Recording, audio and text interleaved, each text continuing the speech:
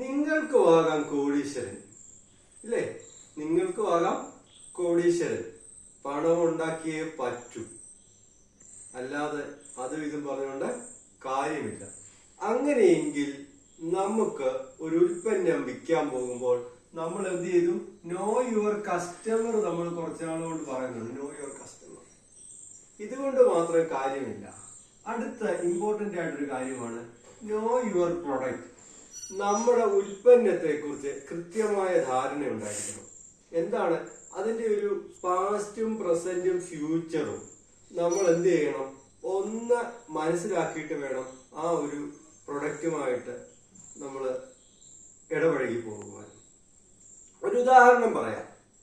ഒരു സ്വർണം, അതായത് നമ്മൾ ആ പണവുമായിട്ട് ഏറ്റവും റിലേറ്റ് ചെയ്ത് നിൽക്കുന്ന, അല്ലെ സ്വർണം ആണ് ഏറ്റവും കൂടുതൽ പണവുമായിട്ട് റിലേറ്റ് ചെയ്ത് നിൽക്കുന്നത്. അതിന്റെ ഒരു കാര്യം നമുക്ക് നോക്കാം. എങ്ങനെയാണ് സ്വർണം എന്ന് പറയുന്ന ആ ഒരു ഉൽപ്പന്നം എങ്ങനെയാണ് പണവുമായിട്ട് ബന്ധപ്പെടുക? അതിന്റെ ഒരു ഫ്യൂച്ചർ എന്താ, പാസ്റ്റ് എന്താ, പ്രസൻസ് എന്താ, ഇതൊക്കെ അറിയണമെങ്കിൽ നമ്മൾ എന്ത് ചെയ്യണം? കഴിഞ്ഞ വർഷം ഇപ്പൊ നമ്മളോടൊരു കസ്റ്റമർ ചോദിക്കുക, ഞാൻ എന്തിനു സ്വർണം കീപ്പ് ചെയ്യണം, അല്ലെങ്കിൽ ഞാൻ എന്തിനാണ് സ്വർണം നിങ്ങളുടെ ഇത് മേടിക്കേണ്ടത്? അതിപ്പം നമ്മുടെ ഈ സോവറിൻ ഗോൾഡ് പോലുള്ള ബോണ്ടുകളൊക്കെ ഉണ്ടല്ലോ. അപ്പൊ നിങ്ങൾ അതിന്റെ വിൽക്കാൻ പോവുകയാണ്. അപ്പൊ നിങ്ങളോട് ചോദിക്കുക, വൈ, ഞാൻ എന്തിന് ഇത് ചെയ്യണം? അങ്ങനെയെങ്കിൽ നിങ്ങൾക്ക് ഇത് എക്സ്പ്ലെയിൻ ചെയ്യണമെങ്കിൽ എന്ത് വേണം? സാറേ, കഴിഞ്ഞ വർഷം 2023 ജൂലൈയിൽ സാറ് ശ്രദ്ധിച്ചു നോക്കിയേ, എത്ര ആയിരുന്നു സ്വർണത്തിന്റെ വില? 43,000 രൂപ. ഓക്കെ സാറ്, 43,000 രൂപ ഉണ്ടായിരുന്നു. ആ സമയത്ത് സാർ ആ സ്വർണം വിറ്റിരുന്നു എന്ന് വെച്ചു. സാറിന്റെ കയ്യിൽ ഒരു പവൻ സ്വർണം ഉണ്ടായിരുന്നു, 8 ഗ്രാം നമ്മുടെ ഈ സ്വർണം ഉണ്ടായിരുന്നു. അന്ന് 43,000 രൂപ. ഓക്കെ, അടുത്തത് എന്ത് ചെയ്യുന്നു? ഈ 43,000 രൂപയ്ക്ക് അന്ന് ആ സ്വർണം വിറ്റുപോയി. ഓക്കെ, അദ്ദേഹത്തിന് ഇപ്പൊ എന്തേ ഉള്ളൂ? ആ 43,000 രൂപയുടെ വാല്യൂ, പണം മാത്രമേ അദ്ദേഹത്തിന്റെ കയ്യിലുള്ളൂ. അതേസമയം അടുത്ത ആൾ എന്ത് ചെയ്യുന്നു? 8 ഗ്രാം, അന്ന് 43,000 രൂപ അദ്ദേഹം എന്ത് ചെയ്തു? ഇത് പണയം വെച്ചു.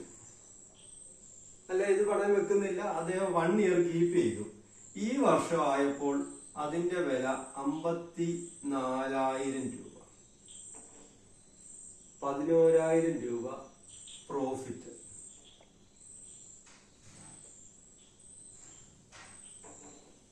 സാറേ, അതുമല്ല, അടുത്ത ആൾ എന്ത് ചെയ്തു? ഈ 8 ഗ്രാം ഗോൾഡ് അദ്ദേഹത്തിന് ഒരു 43,000 രൂപയുടെ ആവശ്യം ഉണ്ടായിരുന്നു. അദ്ദേഹം ഒരു 1.5 പവൻ അങ്ങ് പണയം വെച്ചു.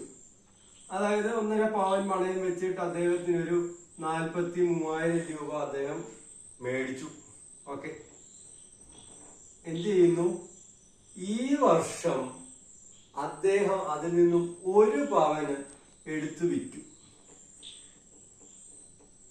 ഇതിന് 8% ഒക്കെ പലിശയ്ക്ക്, 4% കാർഷിക ലോണോ അത് നോക്കണ്ട, ഒരു 8% ആണെങ്കിൽ പോലും 4,000 രൂപ അടുത്ത്, 4,000 രൂപ, 3,200 രൂപ എന്ത് ചെയ്തു? അതിനകത്തുനിന്ന് കുറച്ചു എന്ന് പറഞ്ഞാൽ പോലും അദ്ദേഹത്തിന്റെ പ്രോഫിറ്റ് നമ്മൾ കണക്കൂട്ടും. ഇങ്ങനെ കസ്റ്റമറെ കൺവിൻസ് ചെയ്യാൻ പറ്റിയാൽ, സാറേ ഇപ്പോഴിതാണ് അവസ്ഥ. ഇനി എന്താണ് വരാൻ പോകുന്നത്? ഇനിയും പഠനങ്ങൾ പറയുന്നു സ്വർണത്തിന്റെ, ഇതിപ്പോ എന്ത് ചെയ്തു? കഴിഞ്ഞ കാലഘട്ടം പറഞ്ഞു, ഇപ്പോഴുമായിട്ടുള്ള ഒരു താരതമ്യം പറഞ്ഞു. ഇനി അടുത്തത് എന്താ സാറേ സംഭവിക്കാൻ പോകുന്നത്?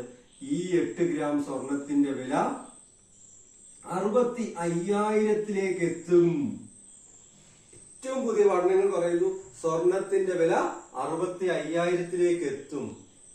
65,000 എത്തിയിട്ട് പിന്നീട് അങ്ങോട്ട് കൂടില്ല, പകരം താഴേക്ക് കുറഞ്ഞ് സ്റ്റേബിൾ ആയിട്ട് 58,000 വന്നു നിൽക്കും. 2025 കാര്യമാണ് പറയുന്നത്. 1 ഇയറിനുള്ളിൽ നമ്മൾ ഇന്ന് ഈ സ്വർണം മേടിച്ചാൽ പോലും നമുക്ക് ഒരു അടുത്ത വർഷം ആകുമ്പോൾ 4,000 രൂപ 1 പവനിൽ പ്രോഫിറ്റ് ഉണ്ടാകും. അതല്ല ഈ 65,000-നാണ് വിൽക്കുന്നതെങ്കിൽ 10,000 രൂപ പ്രോഫിറ്റ് നമുക്ക് വിൽക്കാൻ പറ്റും.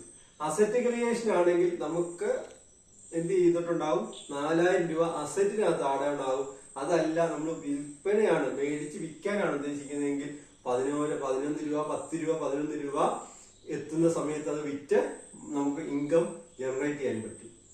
ഇങ്ങനെ കസ്റ്റമറിന്റെ പ്രോഫിറ്റ്, കസ്റ്റമറിന് എങ്ങനെ ഇത് ബെനിഫിഷ്യറി ആകും എന്നുള്ളത്, ഏതൊരു പ്രൊഡക്റ്റും ആ കസ്റ്റമറിന് എന്ത് കിട്ടും എന്ന് കൃത്യമായിട്ട് നോ യുവർ പ്രൊഡക്റ്റ്. നമ്മൾ എന്ത് ചെയ്യണം, ആ പ്രൊഡക്റ്റിനെ കുറിച്ച് പഠിക്കണം. എന്നിട്ട് ഈ പഠിച്ചതിനകത്തെ വലിയ കാര്യങ്ങൾ പറയാതെ ആ കസ്റ്റമറിന് എന്തൊക്കെ ലാഭമുണ്ട് എന്നുള്ളത് അദ്ദേഹത്തിന് പറഞ്ഞു കൊടുത്തു കഴിഞ്ഞു കഴിഞ്ഞാൽ ഉറപ്പായിട്ടും ആ കച്ചവടം നടക്കും. നിങ്ങൾക്കും ആകാം കോടീശ്വരൻ. Thank you. All the best.